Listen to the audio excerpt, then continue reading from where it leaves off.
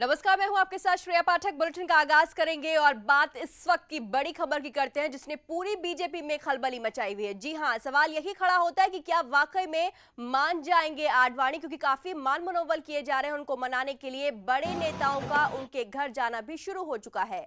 दिल्ली में आज सुबह बीजेपी के नाराज नेता लालकृष्ण आडवाणी को मनाने के लिए नेताओं के उनके घर जाने का सिलसिला जारी है। नरेंद्र मोदी के बाद सुषमा स्वराज आडवाणी से मिलने उनके घर गई। आपको बता दें, भोपाल से टिकट न मिलने से आडवाणी पार्टी से नाराज हैं और इसके बाद उन्हें मनाने की कोशिशें भी बीजेपी नेताओं की ओर से लगातार जारी हैं। आडवाणी को पार्टी ने गांधीनगर से उतारा है और जहां से वो वर्तमान सांसद भी हैं, लेकिन सूत्रों से मिल रही जानकारी के मुताबिक मोदी से दूरी की वजह से आडवाणी भोपाल जाना चाहते हैं और आडवाणी के समर्थकों का डर है कि गांधीनगर से भीतर घात की कोशिश हो सकती है और इसीलिए आडवाणी भोपाल से चुनाव लड़ना चाहते हैं। लेकिन गांधीनगर से आडवाणी को टिकट मिलने के बाद भोपाल में लगे उनके पोस्टर हटा लिए गए हैं। तो आज जो बीजेपी में स्थिति है, कल स्थिति उससे बिल्कुल उलट थी, क्योंकि कल भोपाल के बीजेपी दफ्तर में सारी तैयारियां हो चुकी थी। बुधवार की सुबह से ही चारों तरफ पोस्टर तक लग चुके थे, लेकिन शाम हुई और जैसे ही लालकृष्ण आडवाणी के गांधीनगर से चुनाव लड़ने का ऐलान हुआ, कार्यकर्ताओं में मायूसी सी छा गई। गांधीनगर से श्री लालकृष्ण जी आडवाणी, बड़ोदरा से श्री नरेंद्र जी मोदी। जैसे ही ये ऐलान हुआ कि लालकृष्ण आडवाणी गांधीनगर से ही चुनाव लड़ेंगे, वैसे ही बीजेपी के भोपाल दफ्तर में सन्नाटा पसर गया। भोपाल में बीजेपी के दफ्तर में आडवाणी के चुनाव का ऐलान की पूरी तैयारी करी जा रखी थी। पहले से ही ढोल नगाड़े तैयार थे, मिठाइयाँ बांटने की तैयारी थी, पटाखे छोड़ने की, खुशी का इजहार करने की और जश्न मनाने की पूरी तैयारी आडवाणी के समर्थक और बीजेपी के कार्यकर्ता नेता यहाँ पर कर चुके थे। लेकिन जैसे ही ये ऐलान हुआ है, ये तस्वीर साफ हुई है, चुनाव समिति ने ये डिक्लेयर और ऐलान कर दिया है कि अब लालकृष्ण आडवाणी भोपाल से चुनाव नहीं लड़ेंगे। बताया जा रहा है कि मोदी के चलते उनको गांधीनगर से ही रिपीट किया जा रहा है। तो यहाँ के जो समर्थक थे उनमें इस बात को लेकर निराशा आ गई है। सुबह से ही भोपाल में बीजेपी के कार्यकर्ताओं में जबरदस्त उत्साह था। बुधवार सुबह से ही भोपाल में आडवाणी को लेकर पोस्टर तक लग चुके थे, लेकिन शाम को जैसे ही आडवाणी के गांधीनगर से ही चुनाव लड़ने का ऐलान हुआ, वैसे ही सब बदल गया। कि रूठे रब को मनाना आसान है, रूठे यार को मनाना मुश्किल है, रूठे यार को मनाना मुश्किल है। रूठे रब को मनाना आसान है, रूठे यार को मनाना मुश्किल है, रूठे यार को मनाना मुश्किल। जी हाँ, बिल्कुल। गोवा में जैसी स्थिति बनी थी कि लालकृष्ण आडवाणी नाराज हो गए थे और आज वही स्थिति देखने के लिए मिली है। और इसी बीच खबर आ रही है कि भोपाल में जो कि कल आडवाणी के पोस्टर लगाए गए थे, उसे आज हटा लिया गया। इस पूरे घटनाक्रम के बारे में बता रहे हैं हमारे संवाददाता विवेक पटैया।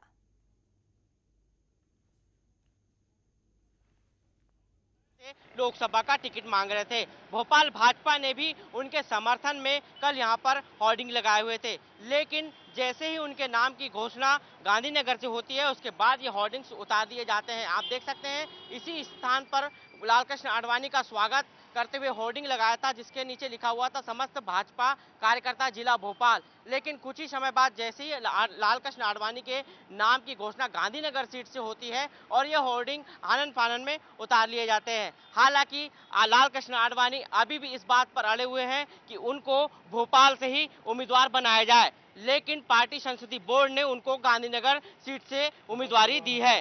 देखना यह दिलचस्प होगा कि आडवाणी जी की बात को पार्टी मानती है या फिर गांधीनगर से ही उनको चुनाव लड़ना पड़ेगा। कैमरा पर्सन अनवर खान के साथ विवेक पटैया, पल्स न्यूज भोपाल। तो बीजेपी में किसकी चलेगी? क्या लालकृष्ण आडवाणी गांधीनगर से चुनाव लड़ने के लिए तैयार हो जाएंगे या फिर एक बार फिर से बीजेपी नेताओं को अपने वरिष्ठ नेताओं को मनाने के लिए यू टर्न लेना पड़ेगा? इस पर बातचीत करने के लिए सीधे चलते हैं भोपाल, जहां मौजूद है हमारे साथ हमारे संवाददाता आशीष चौबे। आशीष, आपको क्या लगता है, क्या मान मनोबल के बाद में मान जाएंगे लालकृष्ण आडवाणी?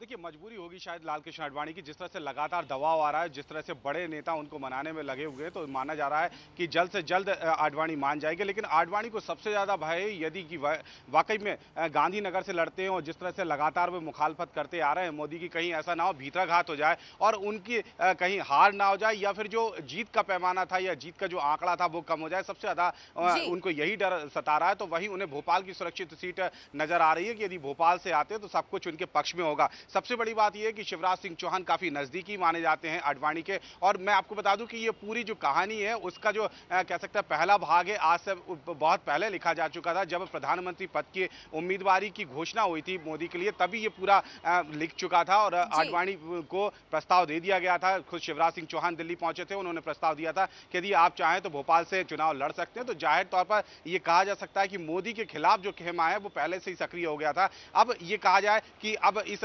खेमे में शिवराज सिंह चौहान की महती भूमिका है तो कहना गलत नहीं होगा। अब मनाने की कोशिश जरूर की जा रही है, लेकिन कब तक मानते हैं, कैसे मानते हैं और क्या वाकई वो गांधीनगर से चुनाव लड़ते हैं या भोपाल में ही अड़े रहते हैं, ये कहना बेहद मुश्किल होगा।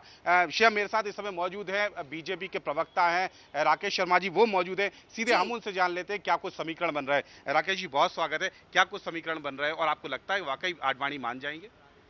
आशीष जी, भारतीय जनता पार्टी की केंद्रीय चुनाव समिति ने माननीय लालकृष्ण आडवाणी जी का नाम गांधीनगर से घोषित किया है।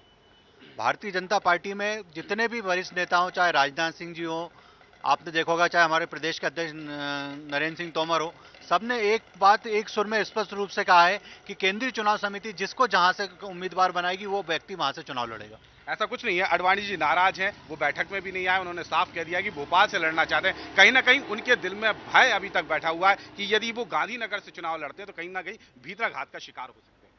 नहीं आशीष जी, सबसे बड़ी बात मैं आपको बताऊं कि लालकृष्ण आडवाणी जी की गिनती भारतीय जनता पार्टी की शीर्ष नेतृत्व में होती है। वो निर्णायक स्थिति में है, वो दूसरों का निर्णय करते हैं। तो ऐसा कहीं भी आपको नहीं लगना चाहिए कि उनकी को किसी तरह का भय है। आज पूरे हिंदुस्तान में भारतीय जनता पार्टी, नरेंद्र मोदी और भारतीय जनता पार्टी के जो वरिष्ठ नेता हैं, उन कहीं से भी खड़े हो जाएंगे, वहां से चुनाव जीतेंगे। इसमें कोई वो संशय की बात नहीं। गांधीनगर छोड़ना क्यों चाहते हैं? एक बड़ा सवाल ये खड़ा होता है कि जब सब कुछ ठीक ठाक है, गांधीनगर क्यों छोड़ना चाहते हैं, क्यों भोपाल का रुख करना चाहते हैं? मुझे आश्चर्य इस बात पर होता है कि आडवाणी जी के जो आपने देखे होंगे कि जो बयान आए हैं या उनका इंटरव्यू है, सीधे सीधे उनने कहा कि मैं गांधीनगर से लड़ना चाहता हूं और गांधीनगर में मैंने प्रचार शुरू कर दिया और गांधीनगर में खड़े होकर ये बात कह रहा हूं। तो जब संसदीय बोर्ड कहता है कि आप गांधीनगर से लड़िए, भोपाल से मत लड़िए, तो वे रूठ जाते हैं। देखिए, मुझे तो इस बात पर आश्चर्य होता है कि मीडिया कहां से ऐसी बातें लेके आता है। आज तक क्या किसी ने सामने आके ऐसी बात कही? आडवाणी जी के जब भी इंटरव्यू हुए या जब भी उनने कैमरे के सामने आके कहा तो उनने सीधे सीधे कहा कि मैं गांधीनगर से चुनाव लड़ना चाहता हूं। अच्छा, आपको नहीं लगता कि अब जिस तरह के समीकरण बने हैं, टिकट नहीं मिला है भोपाल से आडवाणी का, कल भोपाल ऑफिस में भी देखा गया था, कुछ असंतुष्ट वहां पर नजर आए थे नेता, साथ में जो होर्डिंग्स लगाए गए थे वो भी उतार दिए गए, आपको नहीं लगता उसका गलत इंप्रेशन जाएगा, कहीं ना कहीं समीकरण खराब होंगे भोपाल में? देखिए, आज देश की जो स्थिति है, हर व्यक्ति चाहता है कि भारतीय जनता पार्टी की सरकार बने और इसका माहौल पूरे देश में दिख रहा है। इसमें कई कार्यकर्ता अति उत्साह में आ जाते हैं। शीर्ष नेतृत्व में आडवाणी जी की गिनती है। उनको लगा कि आडवाणी जी को भोपाल से उनकी मांग की जाए। उससे पहले आडवाणी जी का नाम कहीं से डिक्लेयर नहीं हुआ था। आज अब गांधीनगर से डिक्लेयर हुआ तो आपने देखा होगा कहीं भी एक भी कोई होर्डिंग नहीं दिखेगा और कोई मांग भी नहीं दिखेगी। एक खास बात और है कि जो वर्तमान सांसद हैं कैलाश जोशी, उन्होंने कुछ दिन पहले ही ये कहा था कि वे अब उम्मीदवारी की दौड़ से बाहर हैं और उन्होंने सीधा प्रस्ताव दिया था लालकृष्ण आडवाणी को वो आए और चुनाव लड़े। कल हमारी बातचीत हुई थी कैलाश जोशी से, तो कैलाश जोशी ने साफ तौर पर कहा था कि आडवाणी यदि चुनाव में नहीं लड़ते तो वो वापस मैदान में कूद सकते हैं। अब आडवाणी नहीं लड़ना है तो जाहिर तौर पर कहीं ना कहीं कैलाश जोशी के तेवर भी काफी तीखे हैं। हालांकि कल वो थोड़े से कह सकते हैं कि हतोत्साहित जरूर दिखे। तो अब जाहिर तौर पर जो मध्य प्रदेश या भोपाल की हम बात कर लें, जो आशीष, मैं चाहूंगी कि आप राकेश शर्मा जी से ये पूछें कि शायद वो इस बात को नजरअंदाज कर रहे हैं कि जो भी घटनाक्रम इस समय बीजेपी में चल रहा है उसका सीधा असर कांग्रेस पर पड़ रहा है। कांग्रेस ने निशाना साधना शुरू कर दिया है और कांग्रेस नेताओं ने तो यहां तक कह दिया कि बीजेपी में वरिष्ठ नेताओं की पूरी तरह से उन्हें दरकिनार किया जाता है, हाशिए पर जा चुके हैं। तो कहीं ना कहीं कांग्रेस को मौका दिया है बीजेपी नेताओं ने।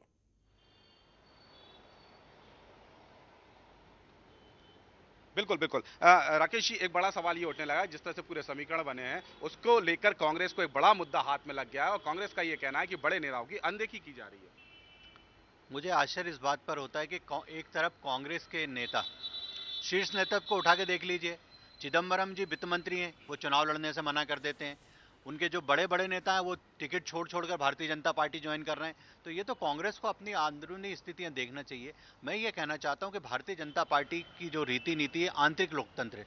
हर व्यक्ति को अपनी बात रखने का अधिकार है जब तक सीट पर उम्मीदवार घोषित नहीं हो जाता। आज उम्मीदवार घोषित हो गए तो हर कार्यकर्ता उनको जिताने में लग गया। कांग्रेस की जो गलत फहमियां हैं, जो आज देश की स्थिति है, जिस तरह से महंगाई बढ़ रही है, भ्रष्टाचार बढ़ रहा है, बेरोजगार बढ़ रही है, इसके बारे में तो कांग्रेस बात नहीं कर रही। मुझे आश्चर्य इस बात पर भी होता है कि जिसकी 10 साल से लगातार केंद्र में सरकार है, वो एक बात आगे मीडिया के सामने नहीं कहती कि हमने 10 साल में ये कार्य किया। अरे आप बीजेपी की तरफ क्यों देख रहे हैं? मुझे तो ये लगता है कि बीजेपी के ऊपर थीसिस लिखने का काम आजकल कांग्रेसियों को दे रखा है, क्योंकि कांग्रेस के नेता को ये लगता है कि पता नहीं कब मुझे बीजेपी ज्वाइन करना पड़े, इसलिए मुझे बीजेपी की जानकारी। खेमेबाजी का भी आरोप लग रहा है, खेमेबाजी का भी आरोप लग रहा है कि मुख्यमंत्री शिवराज सिंह चौहान खेमा एक तैयार कर रहे हैं जो कि मोदी के खिलाफत में है। आज शिवराज सिंह चौहान जी के बयान सुनिए। शिवराज सिंह चौहान जी कहते हैं कि मोदी जी हमारे बड़े भाई हैं और मैं उनके पीछे चलूंगा। भारतीय जनता पार्टी जिसे उम्मीदवार घोषित कर देती है, पूरी पार्टी उसके पीछे चलती है। ये बात है जो शगुफू छोड़ा जा रहा है, ये कांग्रेस के द्वारा छोड़ा जा रहा है, क्योंकि देश की जनता ने, प्रदेश की जनता ने कांग्रेस को नकार दिया है। उसका खामियाज कांग्रेस भोग रही है। इसलिए अब क्या करें, बैठे बैठे कुछ ना कुछ तो बात करनी पड़ेगी। ये सियासत है विषया और सियासत में सब कुछ हो सकता है। हमारे साथ कुछ भोपाल के लोग भी यहाँ मौजूद हैं, हम उनसे जान लेते हैं कि वो क्या चाहते थे। वाकई क्या आडवाणी को भोपाल से चुनाव लड़वाना चाहिए या फिर अन्य कोई कैंडिडेट हो? लाल कृष्ण आडवाणी मान गए हैं और ऐसी खबर मिल रही है कि इसके बाद में औपचारिक ऐलान भी हो सकता है। और पूरी स्थिति गोवा कार्यकारिणी बैठक वाली देखने के लिए मिली है। जब नरेंद्र मोदी को बीजेपी ने प्रधानमंत्री पद का उम्मीदवार घोषित किया था, तब भी लाल कृष्ण आडवाणी के यही तेवर भी देखने को मिले थे। कई बीजेपी नेताओं ने मनाने की कोशिश की थी, उसके बाद वो मान गए थे। और आज जब सीटों के बंटवारे को लेकर बीजेपी में ये स्थिति बन रही है, उसके बाद अब कहा जा रहा है कि लाल कृष्ण आडवाणी एक बार फिर से मान गए हैं और रूठे हुए अपने वरिष्ठ नेताओं को बीजेपी नेताओं ने मना लिया है। और इसी के साथ वक्त एक छोटे से ब्रेक का है, कहीं बजाएगा फौरन होंगे हाजिर। आप देखते रहिए पल्स न्यूज। माहौल है भोपाल में, इस पर बातचीत करने के लिए सीधे चलते हैं भोपाल, जहां हमारे संवाददाता आशीष चौबे लगातार बने हुए हैं। आशीष, जिस तरह से खबरें आ रही है कि दिग्विजय सिंह नरेंद्र मोदी के खिलाफ चुनाव लड़ सकते हैं, क्या लगता है कितना फायदा होगा कांग्रेस को इसका?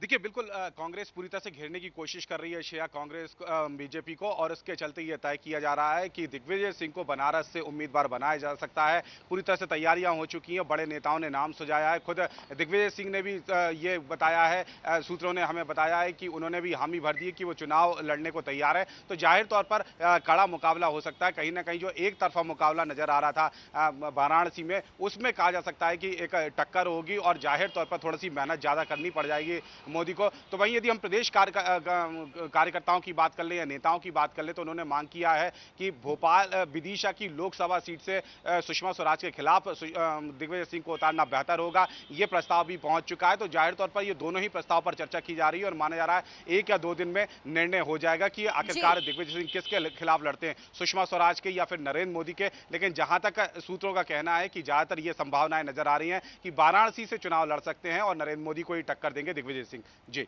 आशीष, सवाल यह भी खड़ा होता है कि क्या दिग्विजय सिंह के अलावा कांग्रेस के पास में कोई कद्दावर नेता नहीं है जो कि नरेंद्र मोदी का मुकाबला कर सके और साथ ही साथ सुषमा स्वराज का भी मुकाबला कर सके?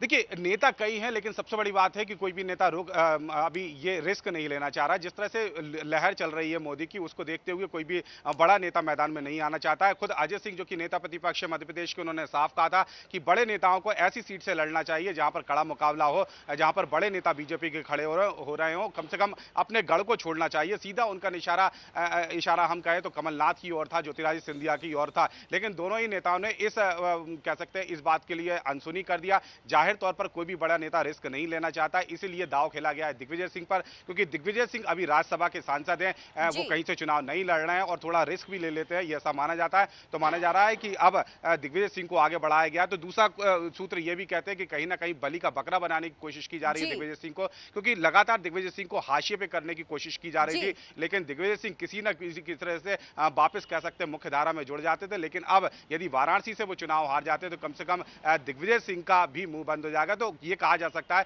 कि एक तीर से दो निशाने लगाने की बात यहाँ पर सामने आ रही है। जी, वाकई में एक तीर से दो निशाने की बात बिल्कुल ठीक कही है आपने। लेकिन आशीष, सवाल ये खड़ा होता है कि अगर दिग्विजय सिंह की बात की जाए तो 10 सालों से वो चुनावी राजनीति से बिल्कुल दूर हैं, और अगर वो 10 साल बाद दोबारा से चुनावी राजनीति में एंट्री मार भी रहे हैं तो उसके बाद में सवाल ये खड़ा होता है कि क्या वाकई में वो नरेंद्र मोदी, जिनके पूरी तरह से उत्तर प्रदेश में लहर है और कहा यह जा रहा है कि बीजेपी के प्रधानमंत्री पद के उम्मीदवार है, तो क्या उनको शिकस्त दे पाएंगे दिग्विजय सिंह?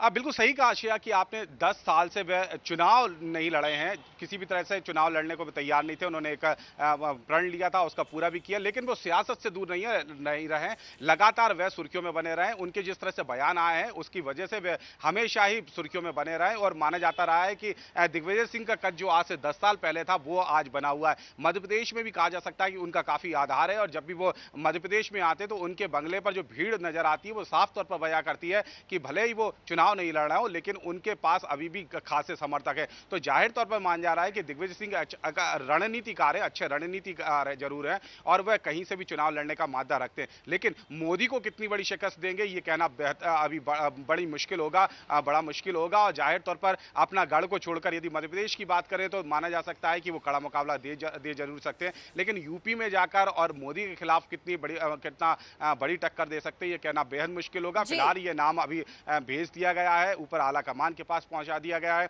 माना जा रहा है 2 या 3 दिन में ये फाइनल हो जाएगा कि आखिरकार कहां से लड़ें, लेकिन 2 जगह से ज्यादा संभावना नजर आ रही है। पहली यदि हम बात कर लें तो वाराणसी से, नहीं तो विदिशा से भी लोकसभा के उम्मीदवार घोषित हो सकते हैं। जी, और आशीष, अगर बीजेपी के लिए देखा जाए तो बीजेपी के लिए कितनी मुश्किल भरा सबब हो सकता है, क्योंकि पहले से ही अरविंद केजरीवाल ये कह चुके हैं कि अगर नरेंद्र मोदी गुजरात के अलावा बाहर कहीं से भी लड़ सकते हैं तो वो उनको चुनौती देंगे, और दिग्विजय सिंह भी अगर नरेंद्र मोदी के खिलाफ खड़े होते हैं तो नरेंद्र मोदी के लिए कितनी बड़ी चुनौती हो सकती है?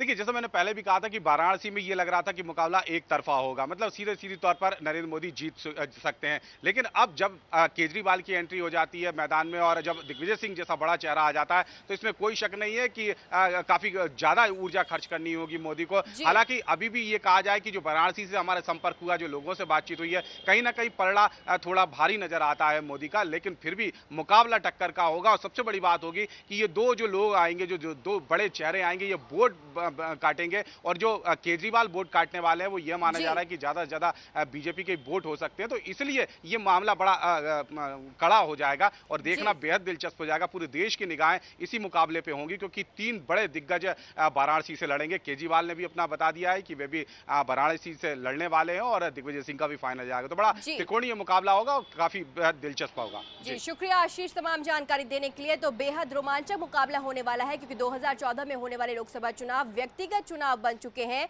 और जिस तरह से खबरें मिल रही हैं कि अब देखने वाली बात ये होगी कि वाकई में उत्तर प्रदेश में मोदी की लहर चलेगी, अरविंद केजरीवाल का असर होगा, या फिर राहुल गांधी की कांग्रेस का मैजिक चलेगा।